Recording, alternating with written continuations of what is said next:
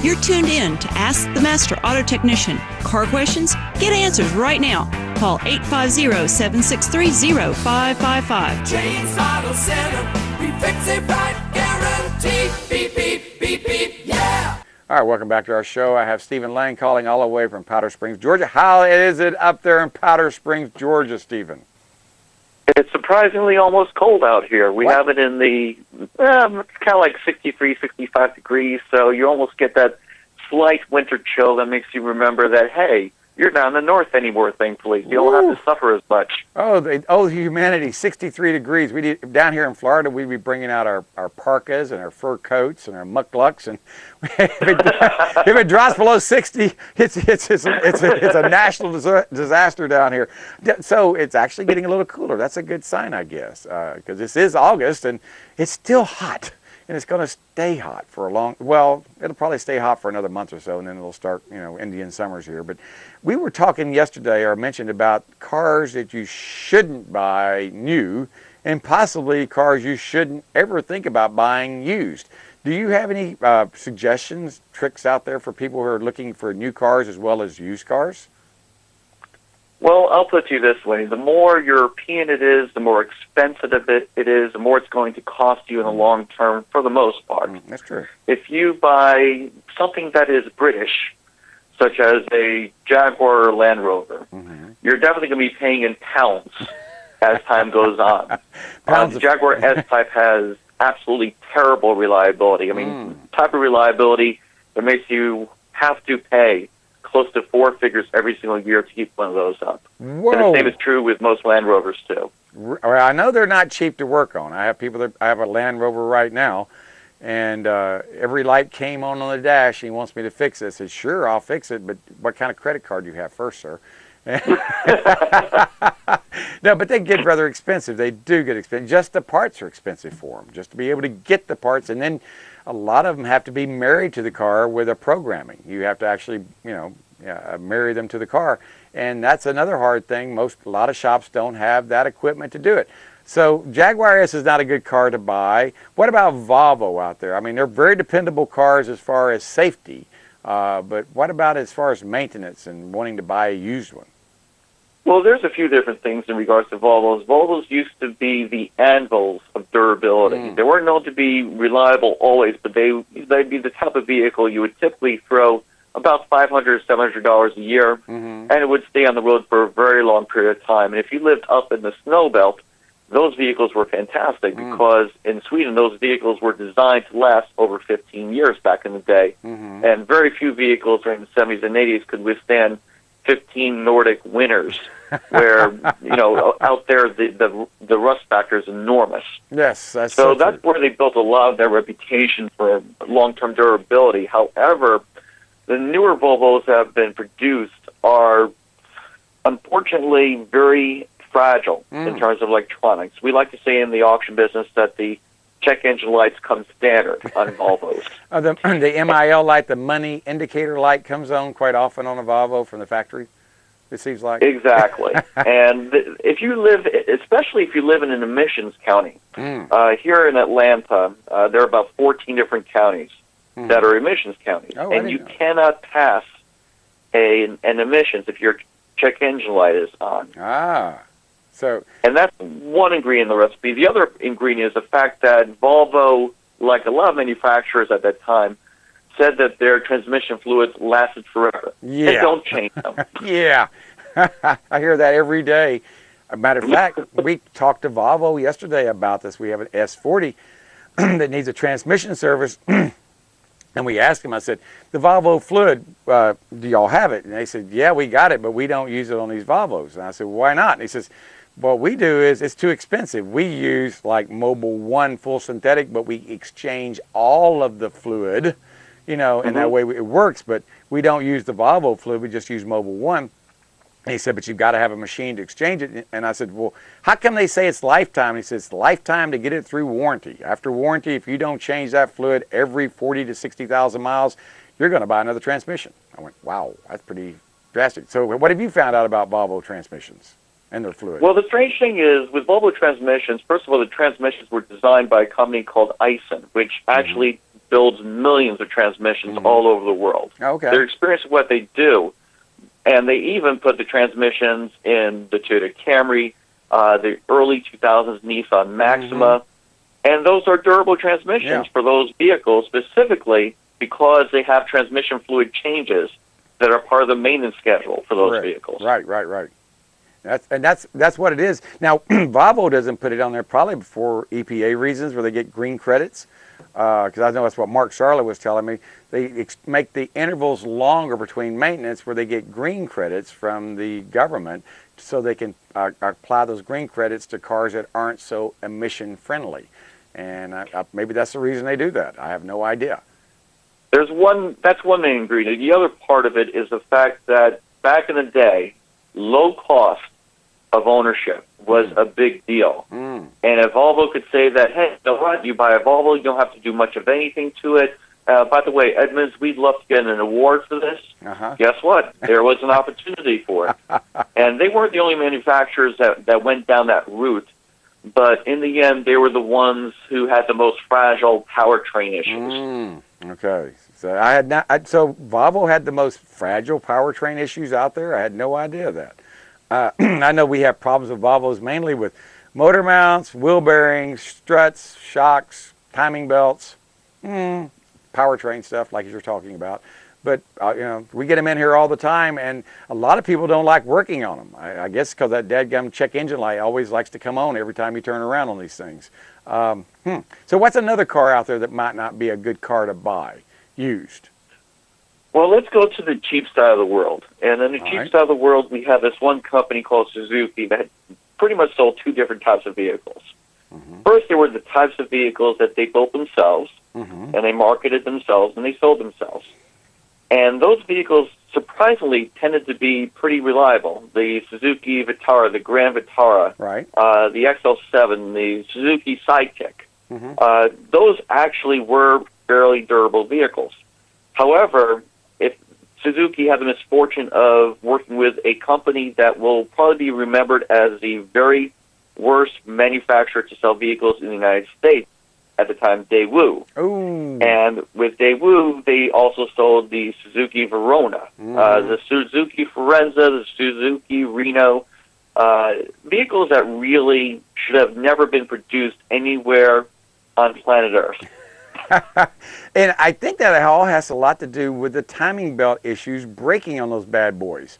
When they break, there goes the engine. You've got a major repair bill on your hand. And they seem to break before sometimes that 60,000 mile interval comes around. They just don't seem to hold up very well. And that's my observation of that. I don't know what your observation is on that. What seems to be the weakest link that you see on these Daewoo engines?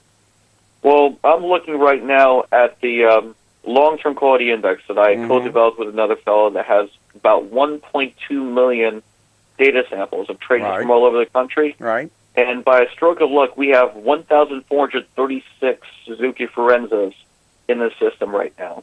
And the overall reliability score from 100 to 0 is 0. You're kidding me. It's that bad? The Forenza is one you want to avoid like the plague?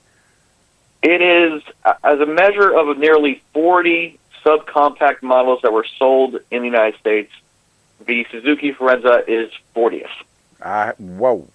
So it's 40th out of 0 to 100 being the best one you can buy, 0 being the worst you can buy. That was 40, so it's not quite in the middle. So the Forenza wasn't real good. So you're saying a lot of these, you're just saying these Suzukis just aren't worth, getting involved with for a used car. Is that what you're, because they don't even make them anymore, do they? Suzuki's? No, they stopped making them after 2012. But they're not alone in that world. I mean, there is, we could go down the list of older vehicles to newer vehicles. There's the... we got about 3 minutes. Tell me about some of these cars. We've got 3 more minutes right here on... Sure. Ford Contour and Mercury Mystique. They used to be called Mercury Mistake. That was made for one generation. All right. And the Ford Contour has a reliability rating of 2 out of 100, and Mystique has 0. Oh, boy. For newer stuff, though, let me throw in some newer ingredients in the recipe. All right. The Dodge Caliber has severe transmission issues because the CVT simply wasn't ready for prime time. That has a score, 50 being the industry average. The score for the Caliber is an 11. Whoa. And they have traded in thousands of those.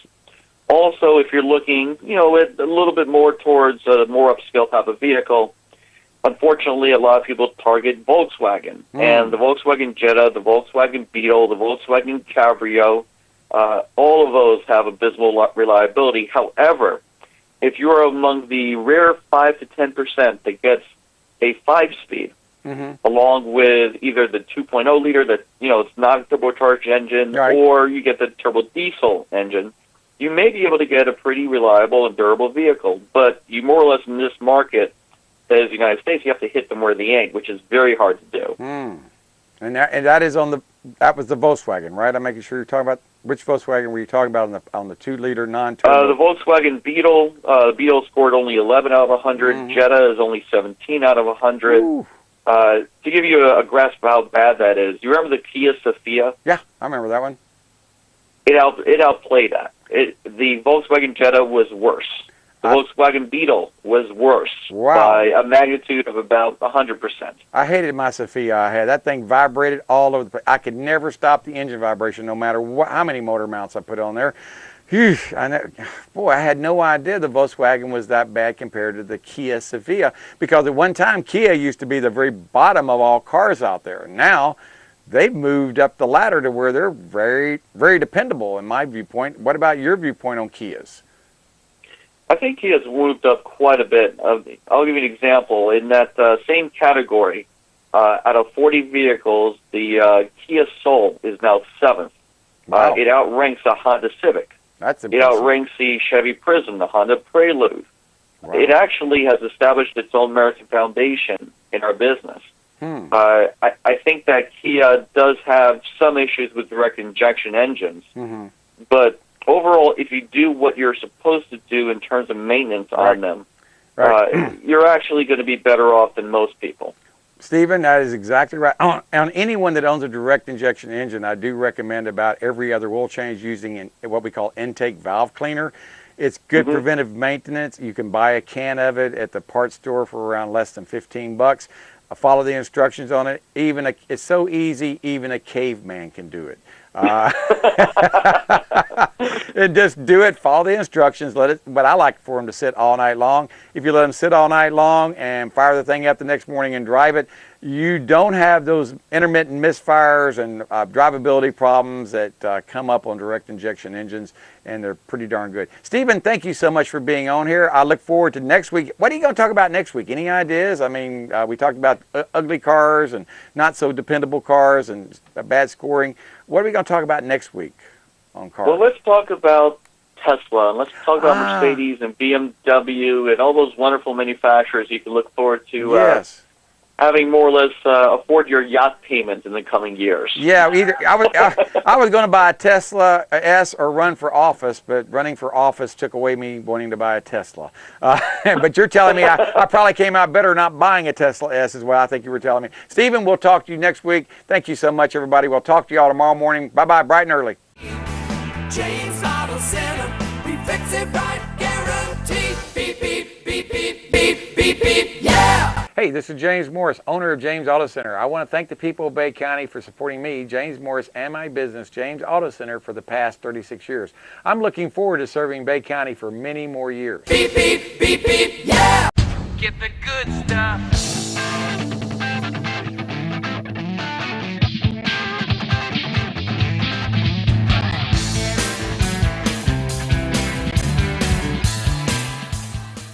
If you want the best deal in town for tires, you need to call Baytown Tires at 873-8900.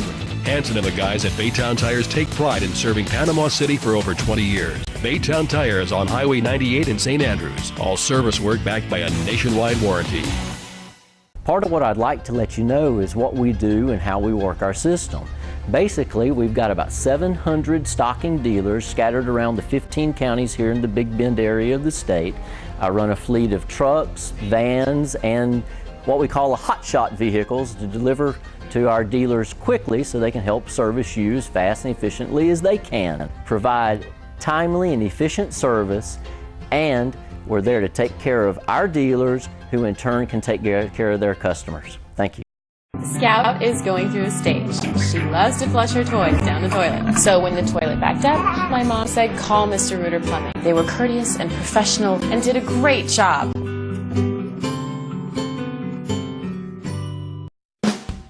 You're tuned in to Ask the Master Auto Technician. Car questions? Get answers right now. Call 850-763-0555. James Auto Center, we fix it right, guaranteed. Beep, beep, beep, beep, yeah. All right, welcome back to Ask the Master Auto Technician. I'm doing a little special segment here. I got Dorothy who called me. Dorothy, are you in Kansas? No, I'm in Panama City, Florida. Well, I don't. Well, normally when Dorothy calls me this early in the morning, you know, she's clicked her heels 3 times and she's. They quit naming people going to many years ago. If you noticed. Anyway, Dorothy, what can I do for you? I'm glad to be home, though. I Listen, bet James, you are. I bought a part for my 92 Chrysler Salon, New Yorker. All right. That was on the steering wheel. You know, the blinkers and the wipers and all. Yeah, what they call Put it on, it don't do no good. My wipers come on. My Chrysler's a 92, and you know the problem. Base Chrysler's have electrical wiring, I guess. I hope that's not it. But we put that part on, it didn't do a thing for it. The wipers come on and off, raining or not. So, What's my problem? The wipers come on, let me guess, they come on when it's not raining, and they don't work when it is raining, right? No, they come on constantly. Well, that's all the time. Okay, that's why I was asking. Well, you know what? I don't know the answer to that, but normally I can go look it up real quick. I can go to this right here, and what you're saying is your wipers come on, but won't shut off. Is that what you're saying?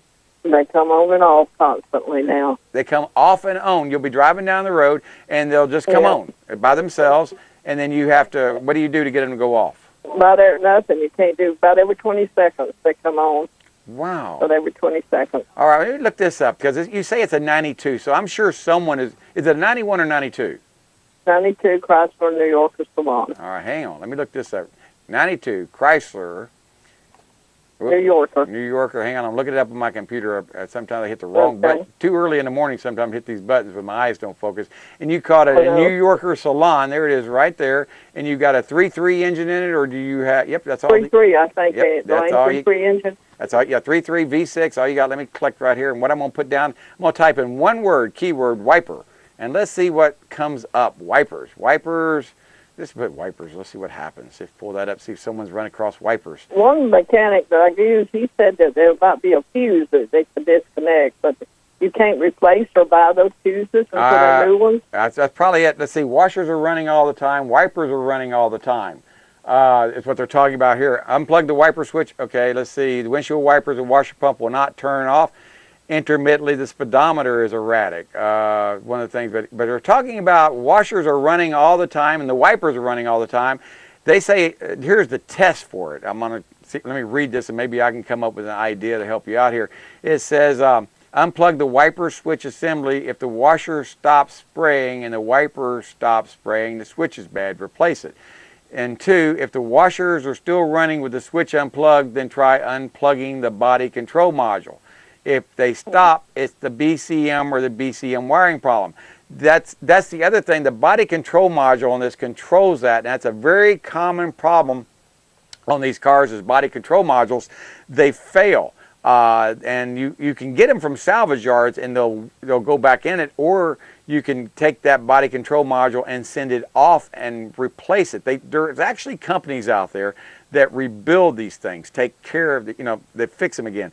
But if it's not the switch, it's going to be the body control module, because the body control module, according to this, the switch sends a signal to the body control module. The body control module sends a signal to the wipers. And so if it's not the switch, it's going to be the body control module. It's going to be the body control module or the switch. Yeah, and you've already said you changed the switch, right? The whole thing that you buy for that goes on the controls it all. Right. We bought a new one and put it on there. It didn't do any good. Okay. Well, the only things according to the circuit on here, if this is what you need to do the next time, this is how they do it. Unplug. Hold on a minute. Tell my son this part. All right, I'm gonna tell him how to do this. Okay. Okay. Hold on. All right. Here's one. Hello? Hey there, this is James Morris. I'm going to tell you how to diagnose your mama's wiper running problem. According to the hotline I had over here, when it starts acting up, unplug the wiper switch, that plug-in you plugged in for the wipers, just unplug it.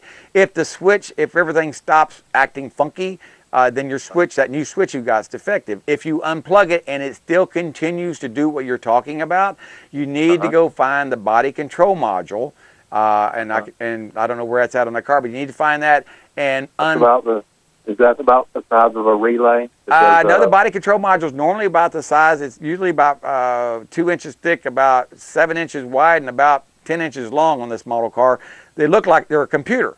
And that's what they are. They control your anti-theft and things like that. Your car uses that.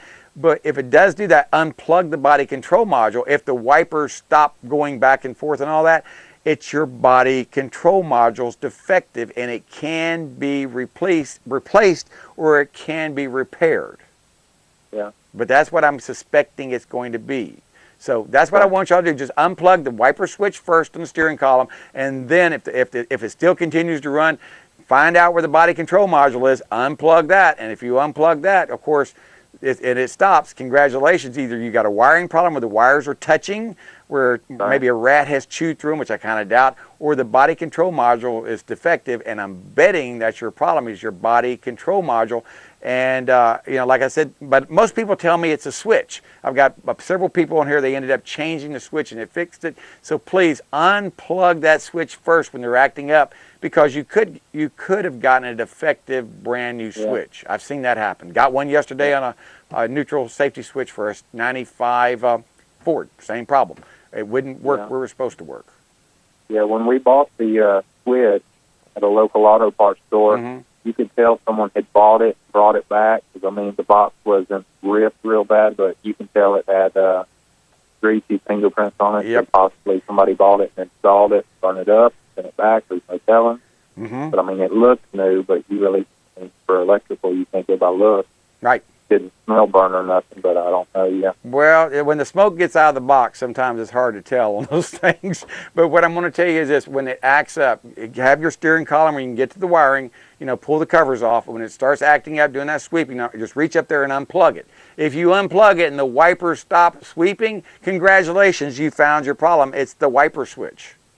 Okay. So do that, because I put brand new parts on that don't work either. So I hope that helps you out there, fella, because I got to get Keith on here on another car. I got to talk to him. Let me know tomorrow or the next day what y'all find out, okay?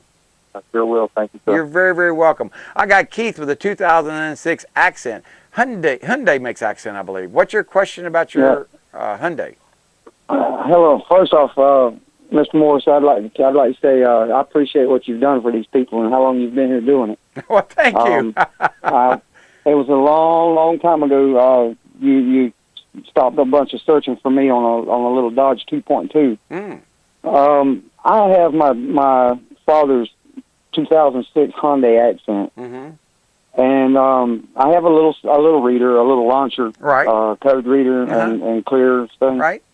And it has, led me pretty much where I needed to go. But here's the issue.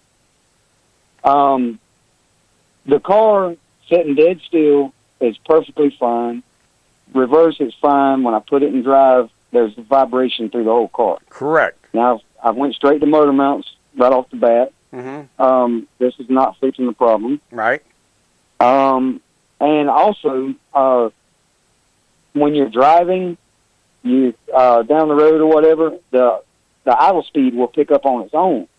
When it does this, when the idle speed does pick up on its own, when you go to accelerate off from like a stoplight or a stop sign again, it stutters once it'll stall or fall on its face, and it doesn't shift correctly when it does that. But it only does it for a minute or less, and it may not do it again that day, and then it may do it 5 or 6 more times again that day.